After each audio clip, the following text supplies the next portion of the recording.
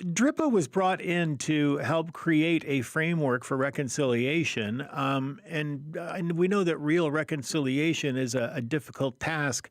What does this move do to amend the legislation, or this move to amend the legislation? What does this say about the province's intentions now, do you think?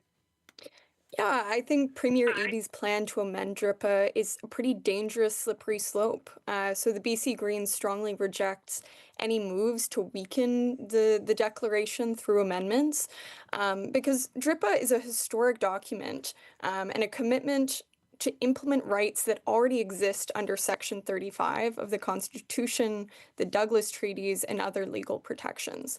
I want to be clear that it doesn't create rights, it affirms and operationalizes them. And it feels like Eby is really ceding ground to anti-Indigenous voices, and he risks diluting a framework that's meant to guide the recognition and implementation of Indigenous rights in title. All right. Rachel. But I think just to be clear, this has surfaced a real issue with the Mineral Tenure Act. The province has known for a long time that it's outdated.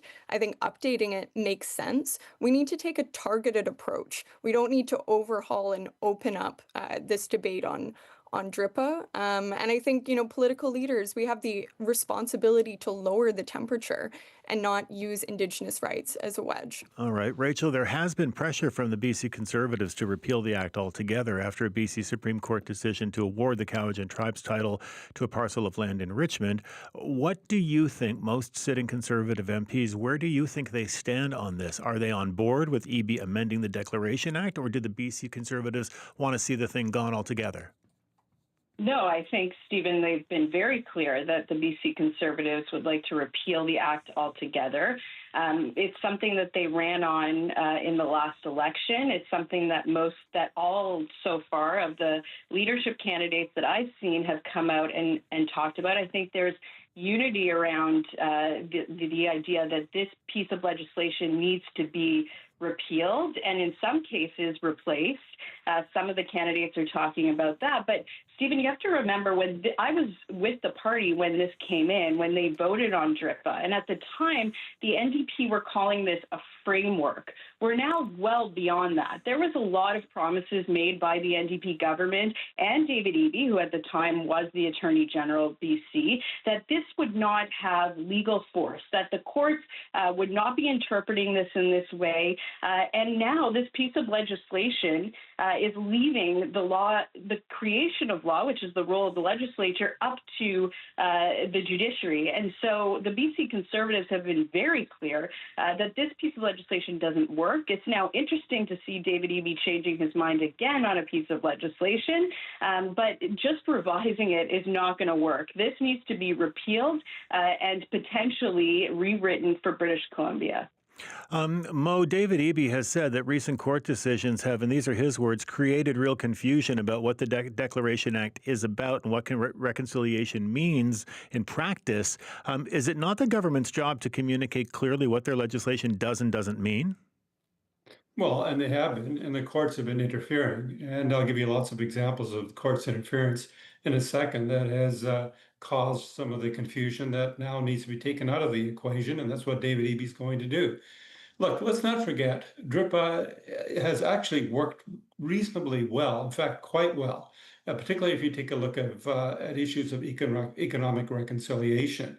We're seeing up in the northeast corner of the province, $6 billion in private sector investment coming in, 2,000 jobs being created, 9 new wind projects being built, largely because we've created a framework here that allows for benefits to go to all Canadians, First Nations, and otherwise. We're seeing in the northwest corner of the province remarkable efforts by the mining industry, and I give them a lot of credit, to take the framework from within DRIPA and build relationships that are now resulting in up to $50 billion worth of new investment in mining, 3,000 new jobs, again, good paying jobs for all Canadians up in that part of the province. So it's working there.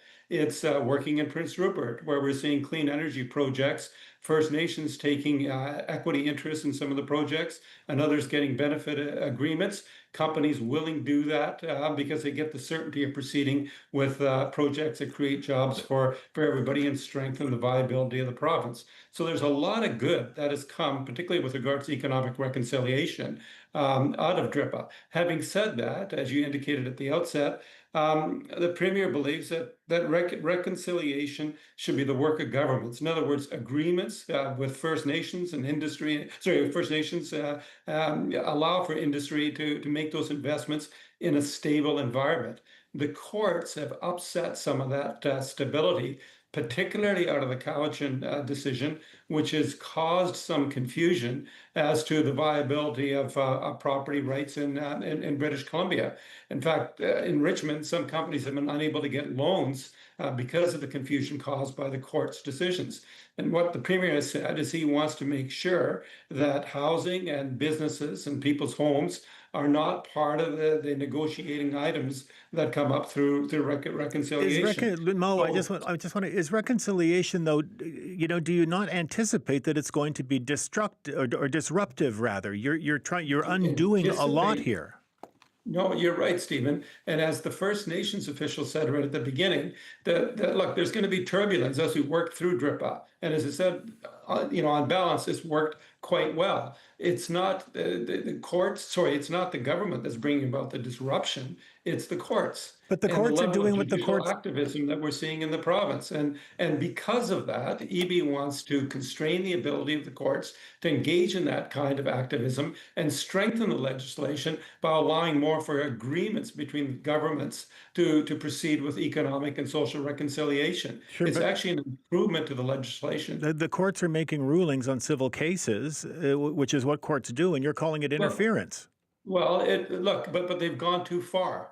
And particularly when you bring into question whether or not a company can get a loan to build and expand its commercial facility in Richmond, or a company can get a loan to purchase a hotel in Richmond. The courts went way beyond what anybody anticipated would be in the legislation. That's judicial adventurism that really is not what was intended here. What was intended here is the kind of results we're seeing that I enumerated earlier on with regards to economic reconciliation and social progress with First Nations, stability and investment. We don't want to go back to where the Conservatives are to get rid of the legislation, which takes us back to the era of blockades, protests, and division. Right. We want to build on the strength that we've got, and we want to do it in a framework that works better than the courts have allowed it to. Rachel. This is such spin that Moe has put out there, trying to blame the courts. I want to bring us back to the BC Liberals, when DRIPA came in, who were very vocal on this being the ultimate outcome of this piece of legislation. The BC Conservatives have been very clear that this would be the outcome of this legislation, and it is unbelievable to hear now the NDP try and spin this to say this is the problem of the courts. This was brought up when this came in. This was missold to British Columbians. We were told this was a framework, and now they are backpedaling and spinning this piece of legislation to try and distance themselves like they have with other pieces of legislation that they have walked back. It is absurd to listen to Moe try and blame the courts for a piece for DRIPA, which is not working for British Columbia. And now we have the Premier coming out and saying the exact same thing. This does not work, and they should just repeal it. All right. Thank you, Rachel. We're going to take a quick break for traffic here and get right back on another topic. Stephanie. In Langley on Highway 1 westbound, there's a vehicle incident just west of 200th Street, and Coquitlam on Highway 1 westbound. There is still that stalled vehicle just before the King Edward Street overpass. The two right lanes are blocked there. Volume is building up from before the Port Mann Bridge. I'll be back with more in a few. Stephanie, thank you so much. Our political panel is with us, as they are every Monday. This morning, Moe Sihota, Rachael Segal, and Emily Lowan. And Emily, to you, in the update in the news just a little while ago, we have heard in this year alone, there are already dozens of suspected extortion cases in Surrey, shootings associated with those cases. We're not even out of January yet, and some of the cases involve businesses and residential homes and shootings at those locations. What does the provincial government need to be doing to try to make the public feel safe? Yeah, I think it's clear that this extortion crisis is the most serious organized crime threat in Canada right now. And it is a crisis, despite contrary sentiments from EB's appointed task force head, which is deeply troubling. It's clear that the government's handling has eroded public trust, ignoring evidence, reversing decisions, and playing politics instead of ensuring safety. I think this crisis is a symptom of deeper failures, the chronic underfunding of community safety, a lack of police accountability, and the province's refusal to act on its own police reform committee's recommendations. The BC Greens have been clear, specifically on the police reforms recommendations. Adam Olsen actually helped write them a few years ago, and I think it's the blueprint for modern accountable policing with civilian governance and community-based prevention models. Is that model, is that really created? I mean, would that, we're talking about 35 cases of suspected extortion in the first 20 days of the year. What does community policing have to do with that?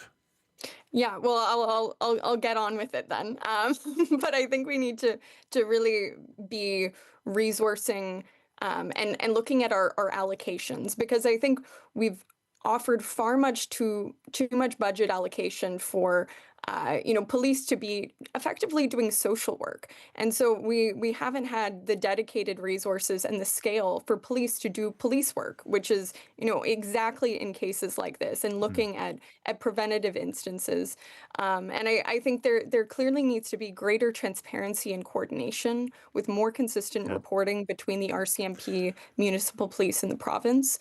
And we clearly need to have greater support for small businesses, whether it's ending the shuttering of businesses with unfair leasing and non-competes.